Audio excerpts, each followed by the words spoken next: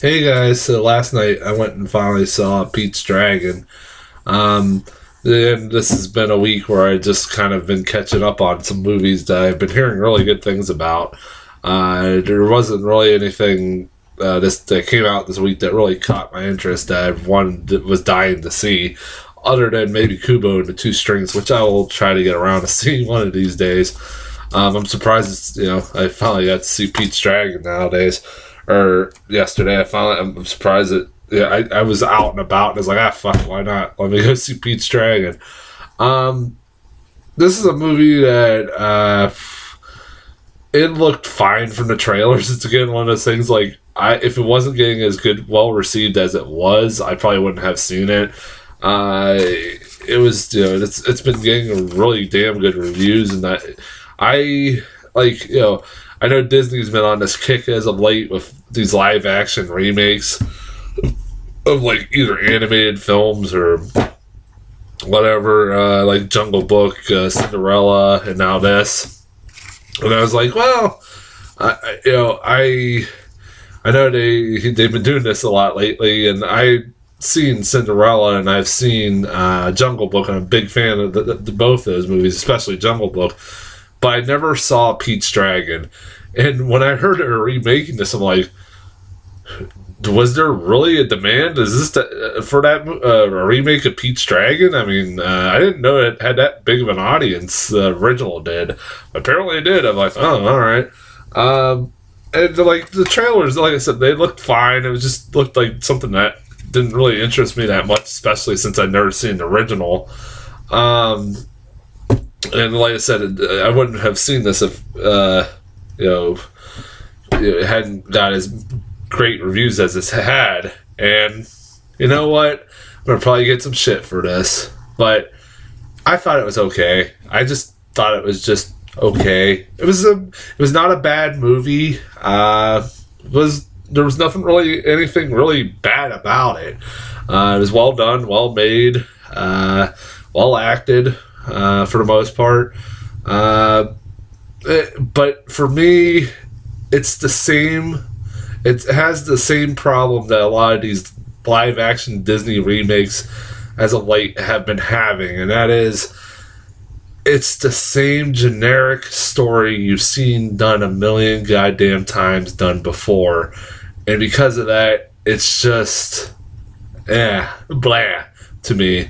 I've not been that big of a fan of the last few Disney like films or Disney live action remakes like Cinderella and our Jungle Book. Both I thought were just okay films, and that's just it. I know people were going gaga over them. I was like, I got a lot of shit for saying Cinderella. It was the same. If you've seen one Cinderella movie, you've seen them all. Somebody gave me so much shit for that. And Pete's Dragon is just about the goddamn same. I said this while I was watching the movie. I'm like, I liked this movie when it was called when it was How to Train Your Dragon. I know I'm gonna get shit for saying that too, but because I know How to Train Your Dragon came out after Pete's Dragon. But fuck you. Tell me you're not watching that movie. You keep thinking about how much better How to Train Your Dragon is compared to. Also, this movie has elements of Mama in it. This movie kept reminding me of Mama a lot, which was kind of hilarious. But that's the best way to describe this movie. If it's like How to Train Your Dragon mixed in with Mama. As you can tell, I'm not really talking much about the movie because there's not really much to talk about. This is one of those reviews. It's really hard movies that's hard to review because it's well acted. Everybody's fine in this movie. The kid's fine, although am I the only one who who kind of laughed at the beginning of this movie? And I know you're not supposed to laugh at it, because at the beginning of this movie it shows the kid when he's driving with his parents through the woods, and a deer hops across the road, so the parents try to swerve the car and not hit the deer, and so they end up rolling their car into the woods, and they both die. Just because this is Disney and all parents must die in it. the parents are, but the thing was funny for me that I actually started laughing. It was because they, while the car is rolling, it's like doing it in slow motion, and they cut to the kid in the car, and he looks like he's having the time of his life. He has the biggest grin on his face, smiling. Looks like he's kind of laughing. I'm like, kid, I don't think that's the emotion you're supposed to be going for in that scene. It was really fucking. I started kind of cracking up in the middle of the movie theater, which I know you're not supposed to in that scene, but it was kind of fucking comical. Um, uh, Bryce Dallas Howard's fine. You know, I'm not that big of an fan of her. She's fine in this. I mean, she's an alright actress, but it's just like, yeah, she's hit and miss for me. Carl Urban, like, the only bright spot of this movie is Carl Urban. He's in this movie, but honestly, if there's one thing I can complain about, there's not enough Carl Urban. He's like basically the villain in this thing, where he's a guy who's cutting down a lot of trees in the forest, and he finds out about the dragon, wants to hunt it. Like he has some of the better scenes in the movie, I'll say that. Some of my favorite parts of this movie were the scenes with Pete and Elliot, where they're just interacting with each other. I thought those were the best scenes in the whole movie. Honestly, you could have made a whole movie of just those two interacting with each other, and it would have been fine.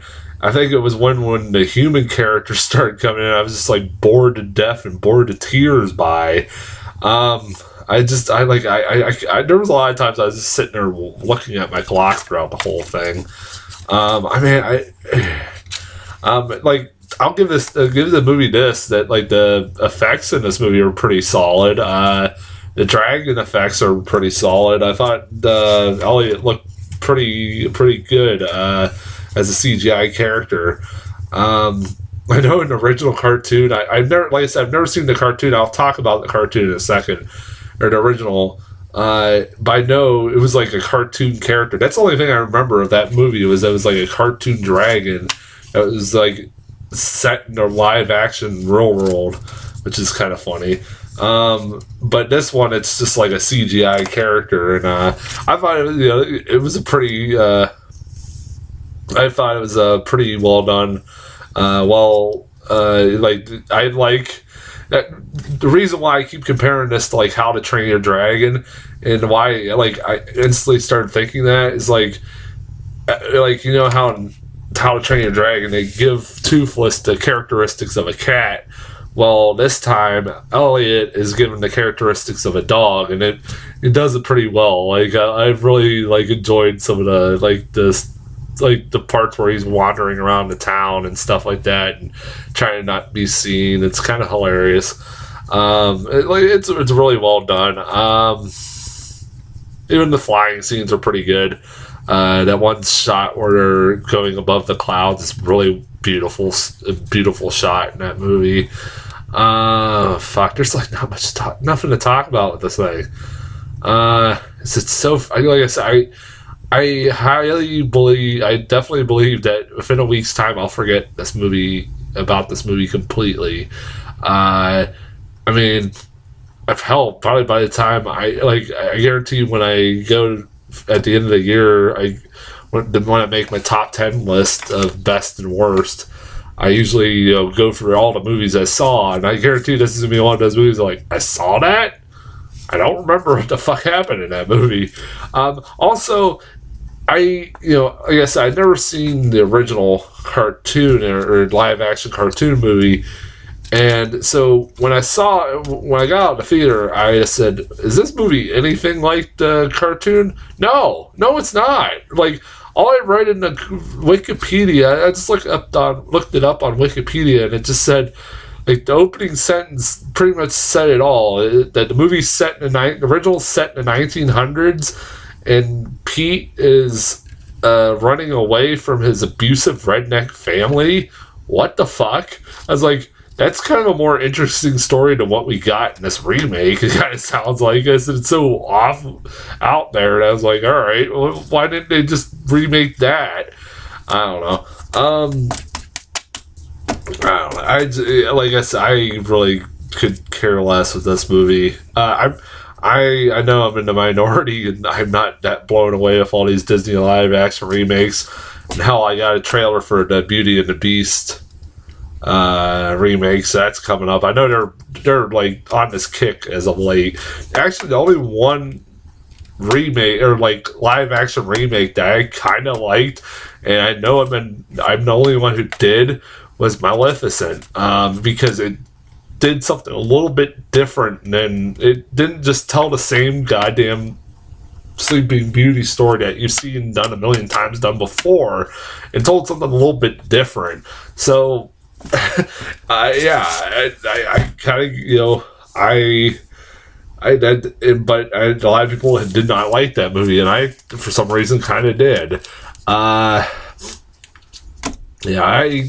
would say this is not like a movie I would say don't ever go see this or anything like that. No, I wouldn't say that. Like, it's a rental. It's like if it's on TV or a rental, that's about it.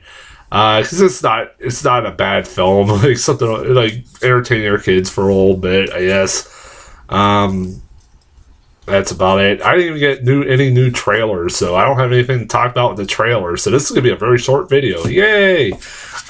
So that's as far as Pete's Dragon goes. I'll be back. I don't know what I'm gonna be back with next. I probably will be Don't Breathe. If I can, I'll try to get Kubo and the Two Strings and Nerve in before that. But if I can't, it will definitely be Don't Breathe. It's going to be my next review. And until then, I'll talk to you guys later.